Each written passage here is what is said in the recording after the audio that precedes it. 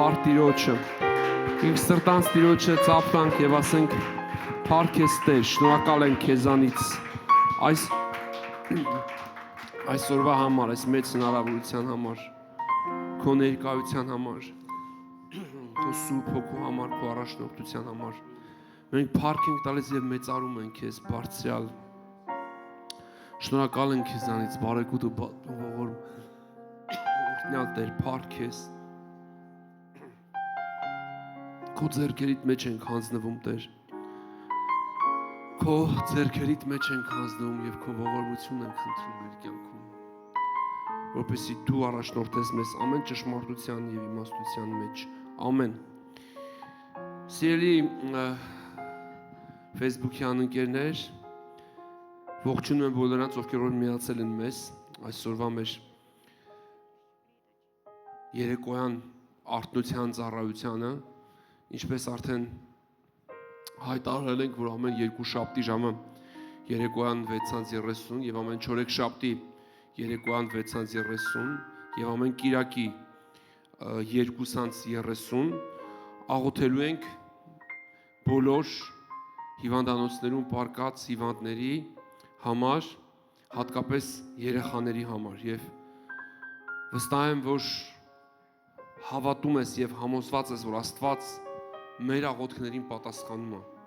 Աստված աղոթքների պատասխանող Աստված է։ Ես կասկած չունեմ։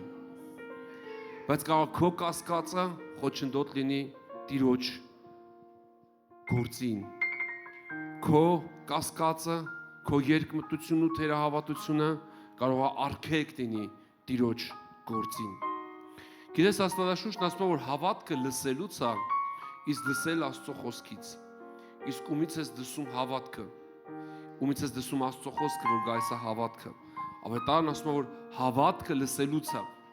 իսկ առանց հավատքի Աստծուն հաճելի չի լինի։ Շատ անգամ ենք տեսել, երբ որ հիվանդները գալիս են Տեր Հիսուս Քրիստոսին հպվում են, Տեր Հիսուս Քրիստոսն ասում է, քաջացիր որցյա, քո հավատքը քեզ բժշկեց։ Հետաքրքիր ասում է, ես չեմ բժշկել քեզ, ասում է, քո հավատքը բժշկեց քեզ։ Այսինքն դու հավատացիր, որ ես Աստծո որդին եմ եւ իմ խոսքը իշխանություն ունի ամեն սատանայի խավարի ուժերի վրա։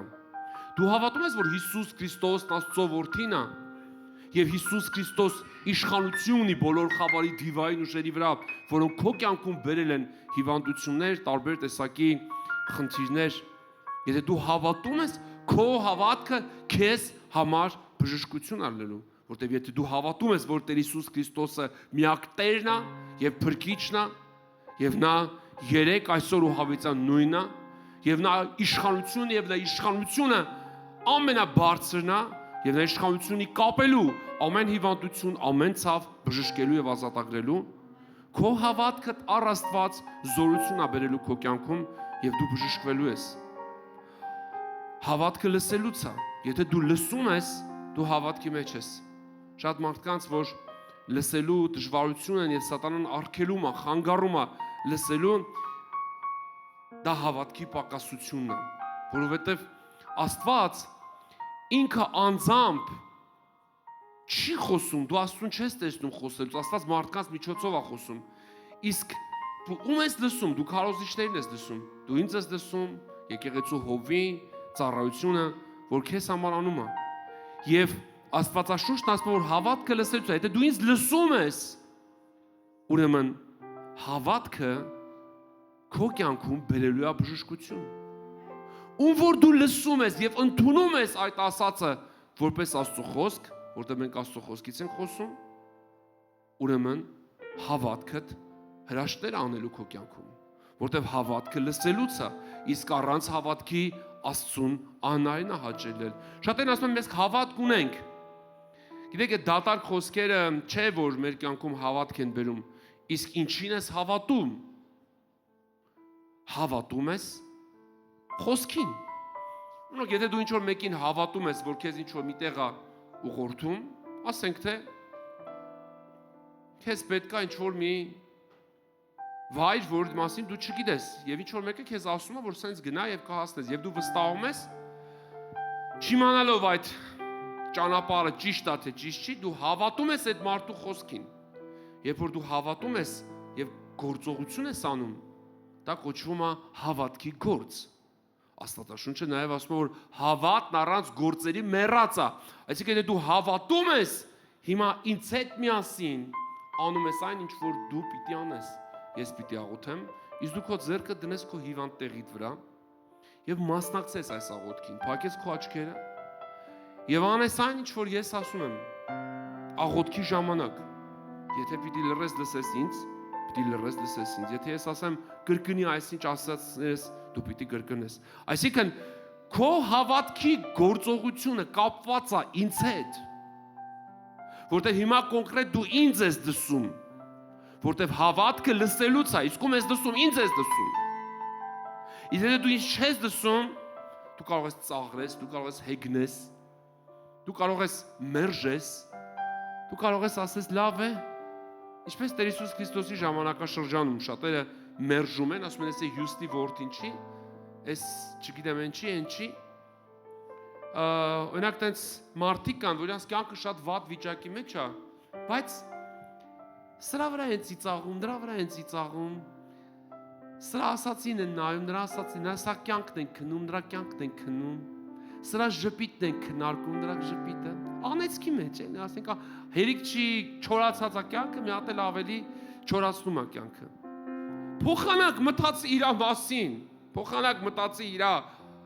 անպտուղ ավիրված կյանքի մասին, քիթը մտցրել է սրա նրա կյանքի մեջ։ Հավատն ասում է, որ Աստված քեզ համար է ուզում անի, քո հավատքը քեզ է պետք, եւ այն խոսքը, որ ուղղված է քեզ է ուղղված։ Մի ասա, որ այս ինչը լիներ, լսեր լավ կներ։ Դու անձամբ դու հիմա որ նայում ես, լսում ես, ընդունիր սա հավատքով։ Եվ մի դատի ինձ, մի քնի ինձ, մի քննադատի ինձ, այլ հավատա այն ինչ որ ասում եմ, որովհետև հարյուրավոր դեպքեր կարող եմ ասեմ, ովքեր որ հավատացել են այն, որ ես խոսում եմ, Աստծո խոսքը, իրենց կյանքը փոխվել է։ Փոփոխության է ենթարկել։ Իսկ կան մարդիկ, որոնք որ հեգնել են, ջրիկ մրիկ, իրենց կյանքի իրենց բնորոշ վերաբերմունքն են ցույց տվել, բնականաբար բան չի փոխվել կյանքի մեջ։ Մարդիկ կան, որ իրանք են լսում։ Մտածում են, որ իրանք շատ իմաստուն են, իրանք խորհուրդներով, իրանք հավատքի քննությունով, իրանք ասածով, իրանք մոտեցումով, պետք անպայման չի, որ եկեղեցի գանք, անպայման, բայց Աստվածաշունչն որ անպայման է։ Մենք օրենքի տակ չենք, ես ասեմ ավելին,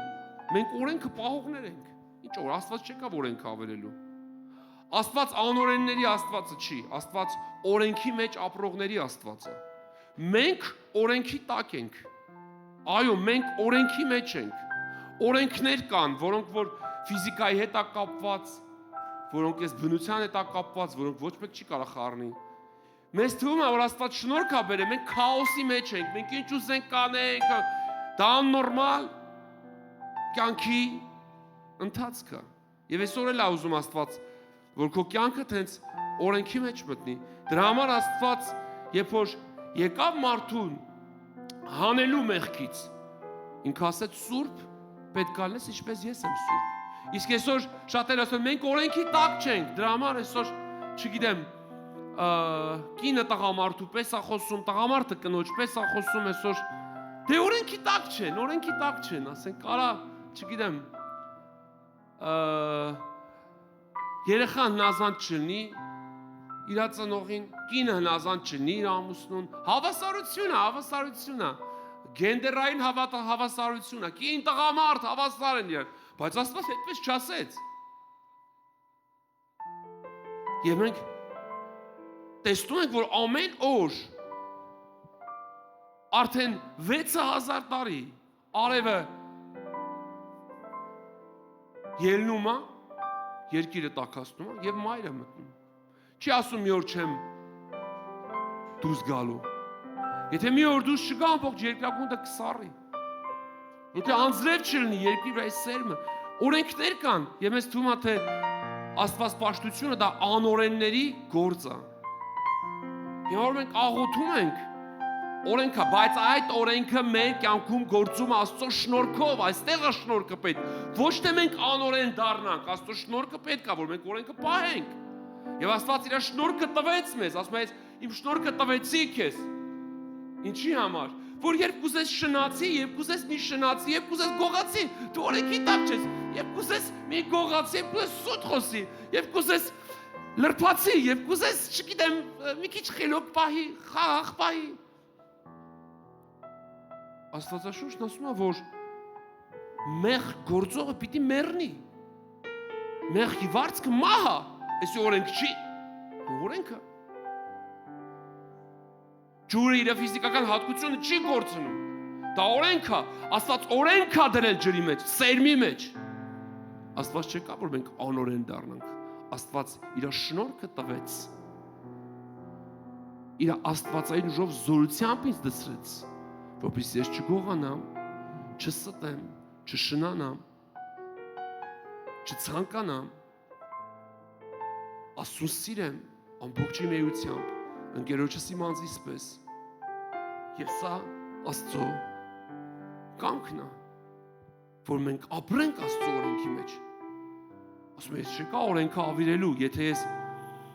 ասում առաջիններին ասում էի մի շնացի, իսկ հիմա ասում եմ, եթե մեկը մի կնոջի նայեց եւ ցանկացավ, արդեն շնացավ, այսինքն ավելի բարդացավ։ Իսկ հիմա շնորհքի քարոզիչները կան, որոնց կյանքը քաոս է։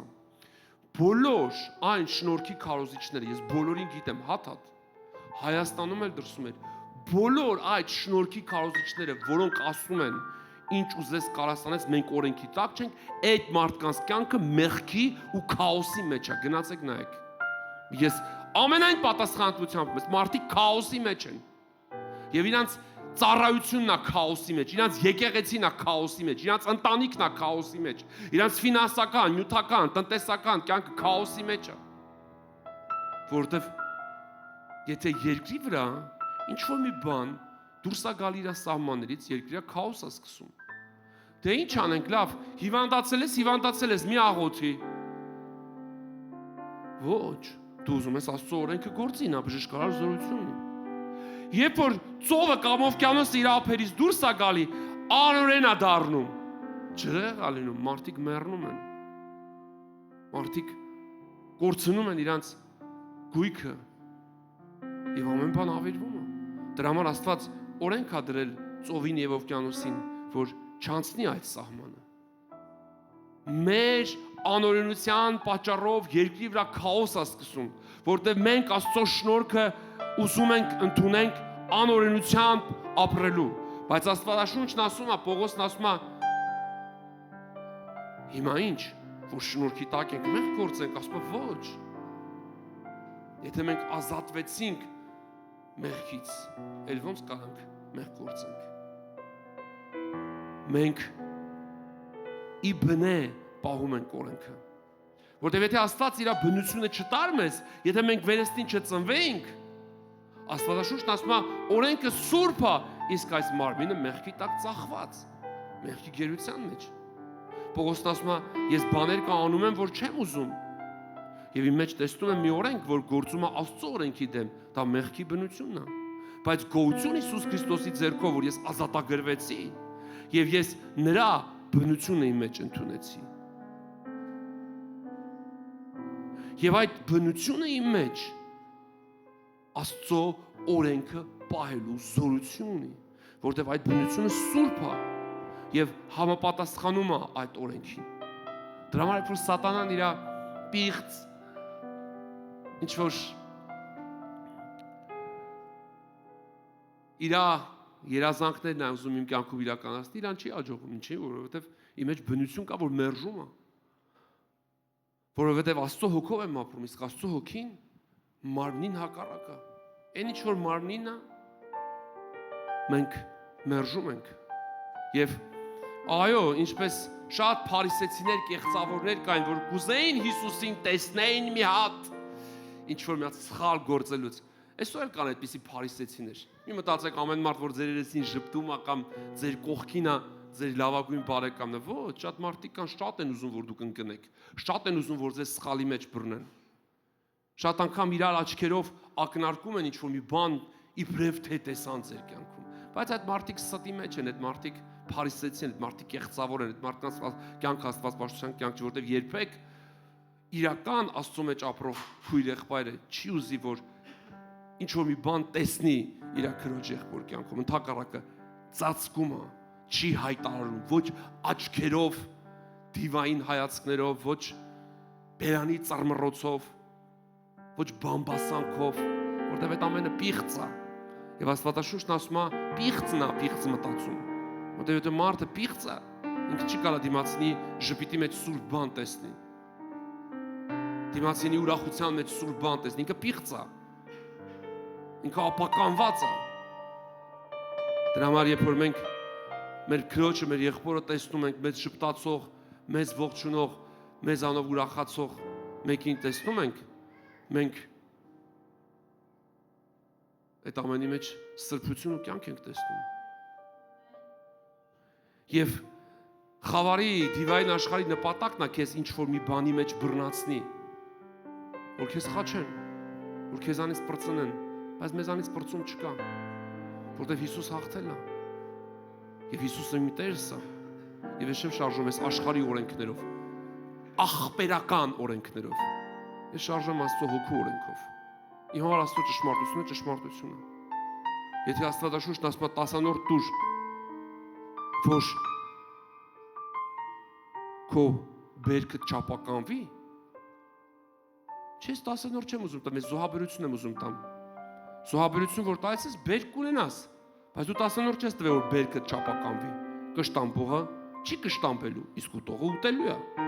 Դրա համար մենք 10-րդը տալիս ենք եւ Աբրահամ մեր հայրը դրա համար Մելքիսեդեքին առաջինը 10-րդը եւ 10-րդը շատ բարձր դեր ունեցավ, որտեղ դա քահանայական պաշտպանության համար է։ Դրա համար մենք 10-րդ ենք տալիս։ Ինչի համար։ Որ հետո երբ որ ցանես, քո ցանածի արդյունքը դու ուտես, ոչ թե սատանի ճտերը։ Ես չեմ ուզում, որ իմ ցանածն ու հնձածը դևերի ոհմակներն ուտեն։ Դու ուզում ես քոնը ուտեն, թող ուտեն, բայց դա դու ես որոշել, ես չեմ որոշել։ Ես իմ 10-րդը տալիս եմ եւ իմ զոհաբերություն անում եմ։ 10-րդը տալիս եմ, որովհետեւ ես պիտի ցանեմ եւ այդ ցանածս պիտի պաշտպանվի։ Որովհետեւ 10-րդի միջոցով Տերը իր քահանական պաշտպանությունն է բերում իմ զոհաբերությունը, բայց երբ որ մարդը բութ է, ասում ես չի մտնում, հիմա կներեք։ Ուրեմն այդ մարդը ուզում է փոս ընկնի, եթե ընկնի, թող մի քիչ էլ մնա այդ փոսի մեջ, թող վայելի այդ փոսը,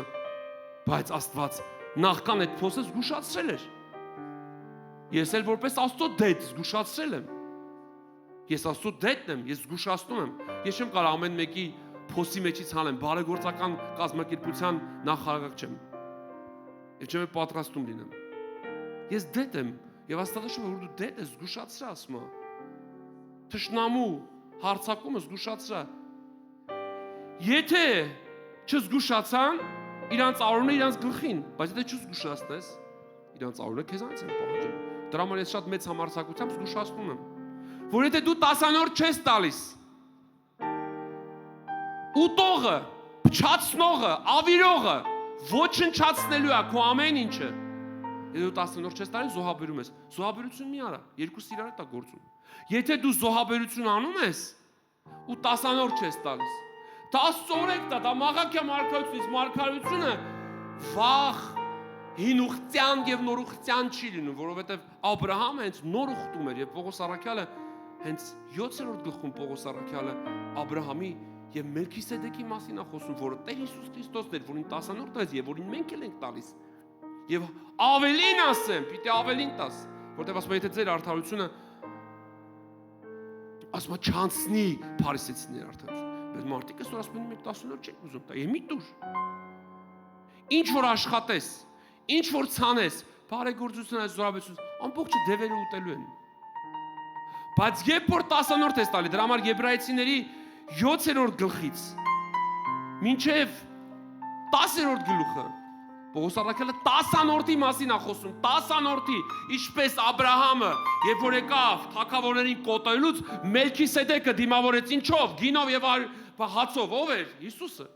Ինչ տվեց, 10-րդը տվեց։ Իսկ զոհաբերությունը Աբրահամն ինքն էր անում։ Մելքիսեդեկը Աբրահամի տեղը զոհաբերություն չէր անում։ Ցանում էր։ Իսկ ինչ որ ցանում էր, ինչպես Գեդեոնի ժամանակ մադիանացիները չէին գալի ոտնահարում։ Գեդեոնի ժամանակ Իսրայելը 10-րդ չէր տալի, մենակ ցանում էր, ասում է հենց որ ցանում էր մադիանացիները գալիս էին տնորում էին։ Արդյոք ասում ես իմ 10-րդը զոհաբերություն հորինքի տակ չեմ։ Դե մնա քո հորինած Աստված պաշտության մեջ մնա, եվրոպականը, ես իմ ինչականը, մնա, ավիրված։ Ես չեմ տեսել այդպիսի մարդ, որ 10-րդը չտա, մենակ զոհաբերություն անի, եւ թշնամի խնայի։ Ինչ որ հնձես, ոչնչացնելու է։ Բայց երբ որ 10-րդը տալիս ես, հետո զոհաբերություն ես տալիս, որտեվ 10-րդը դա Տիրոջն է, դու տալիս ես իրան, որպեսզի երկինքը բացվի քեզ համար, որպեսզի Տիրոջ պաշտպանությունը գա քո ամեն ինչի վրա։ Դա Տիրոջն է, դա Տիրոջ բաժինն է, դա այն դավանությունն է ու հռչակումն է քո կողմից, որ դու ասում ես, որ ինձ օրհնողն ու հարստացնողը Տերն է։ Եվ 10-րդ տվող ժողովրդի երկիրը պիտի ցանկալի երկիր դառնա, դրա համար մեր երկիրը գնալով ցանկալի է դառնում, բայց կան որոշ անձնավորություններ, որոնք ուզում են ամեն օր ասեն, որ Հայաստանում վատ է, այդ մարդկանց դավանությունն ու հռչակումները չի ազդում արդեն, ուժ չունի, նրանք ինչքան ուզում են մեր երկրի մեջ քաոս տարածեն, մեր երկրի մեջ ուզում են ուրեմն խառնաշփոթ տարածեն, եւ նա չի ստացվում, ինչի՞, որովհետեւ մենք արգելում ենք մեր 10-րդով։ Ասում եմ բոլոր 10-րդը տարեք իմ գանձատուն, որ իմ տանս պաշար լինի։ Ու տեսեք, փորձեք։ Աստված այդ մի բան ասում, փորձիր, տես։ Քո շտեմարանները չեմ լցնի, որ նրա համար ինձ տեղ չունենաս։ Մեկ փորձիր ինձ, բայց Աստվածաշունչը ասում է փորձիր, բայց այս 10-րդում ասում փորձիր։ Եվ ես պիտի կշտամ բեմ ու տողին։ Բայց երբ որ զոհաբերում ես, այդ զոհաբերությունը հենց դրա համար է, որ դու այն ինչ որ ցանես ու հնձես, դա արդեն քոնն է։ 10-րդը քոնը չի, դու պիտի տաս։ Բայց զոհաբերությունից եկած արդյունքը արդեն քոնն է։ Իսկ այդ արդյունքը որ եկավ, Տերը պաշտպանել է, ինչի, որովհետև դու 10-րդը տվել ես, դու պատվել ես իրան։ Դրա համար երբ որ դու ուզում ես Աստծո օրենքը քանդես ու քո կներես արտասան տափակ օրենքները հորինես, այդ օրենքները կարող է քո կյանքում գործեն, բայց Աստված իր խոսքը իրանից վերադասում ու ես ու դու շատ փոքր մարդիկ ենք, կամ բոյով լենք, լենը լենք, բայց մենք ոչնչություն ենք, հողու մոխիր ենք, նրա հոգու իմաստությունն է մեզ առաջնորդում։ Դրա համար երբ որ ես սովորեցի Տիրոջ օրհնությունը իմ կյանքիս մեջ ունենալ, ես հասկացա մի բան, որ 10-րդը դա սուրբ է, իսկ Աստվածաշունչը սուրբ բանը շների առաջ մի գցի, սուրբ է դա, ամեն բանից առաջ պետք է Տիրոջ 10-րդը տաս, չտաս, ինչ անես, սատանան ոչնչացնելու է, բայց այս երկիրը մի ժամանակ, որ շատ վատ էր, ես ասում եի կգա ժամանակ, որ այս երկիրը կդառնա ցանկալի երկիր, եւ այսօր ազգերի համար ցանկալի երկիր է։ Գիտես Աստծո խոսքն է կատարվում, որովհետև այս երկրի մեջ 10-րդ տվողները շատանում են։ Դուր Տիրոջ բաժինը։ Դուր 10-րդը, հետո զոհաբերություն արա։ Որ հնձես քո զոհաբերության արդյունքը, դա արդեն քոնը կլինի։ Ոչ մի դևի ճուտ չի կարող քեզանից վերցնել, որովհետև դու իշխանություն ես Հիսուսի անունով, որովհետև 10-րդը քո քահանայապետին դարձնում է կարեկցող եւ պատշաճ ժամանակին քո աղոթների եւ քո խնդրանքներին պատասխանող ազնվություն։ Այդպես ասում է Աստվածաշունչը, ես չեմ ասում։ Պարտիրոջը սա մեր հավատքի գործողությունն է, ես հավատքի գործողություններից մեկը ասեցի։ Աստվածաշունչը հավատն է հուսացած բաների հաստատությունը եւ չերևացող բաների ապացույցն է, որովհետեւ նրանով առաջինները վկայություն ընդունեցին։ Հավատքով ենք իմանում, որ աշխարհներն Աստծո խոսքով հաստատվեցան։ Ամեն բան Աստծո խոսք, հավատքը Աստծո խոսքի հետ է կապված։ Եվ ես ուզում եմ աղոթեմ քեզ համար, ուզում եմ բարձրացնեմ իմ ձեռքերս, որտեղ ես հավատում եմ Աստծո խոսքին, որտեղ նա իշխանություն է տվել ինձ եւ այստեղ կանգնածներին, եկեղեցուն, սատանայի խավարի դիվային ամեն ուժերի վրա։ Եվ ես բարձրացնում եմ ձեռքերս Հիսուսի անով ամեն սատանայի եւ խավարի դիվային ուժերի, ամեն խավար ոգիների, ամեն տեսակի հովերի, ծովերի, փոթորիկների վրա։ Եվ ես բարձրացնում եմ ձեռքերս հետ շպրտելու ամեն սատանայի խավարի դրույն ուժերը, հռչակում եմ Տիրոջ փառավոր արյունը քո վրա։ Եվ խոսում եմ Տիրոջ բժշկարար զորությունը քո կյանքիդ մեջ, որ ամեն ապականություն, որ ամեն տեսակի խավարի, դիվային ուժերի կողմից ավերում, հոշոտում դադարի քո կյանքիդ մեջ, որ Տերը իր քահանայական փառքով ու զորությամբ կանգնի քեզ համար, թշնամու խավար ուժերը հետ շպրտելու։ Փառքես արքաների արքա, փառքես տերերի Տեր, ես շնորհակալ եմ, գոհանում եմ, փառավորում ու մեծարում եմ քո սուրբ փափակվականին։ Ես բարձրացնում եմ ձեռքերս ամեն թշնամու խավարի դիվային ամեն ուժերի, ամեն հովերի, ծովերի, փոթորիկների դեմ հետ շպրտելով ամեն խավար ուժերը։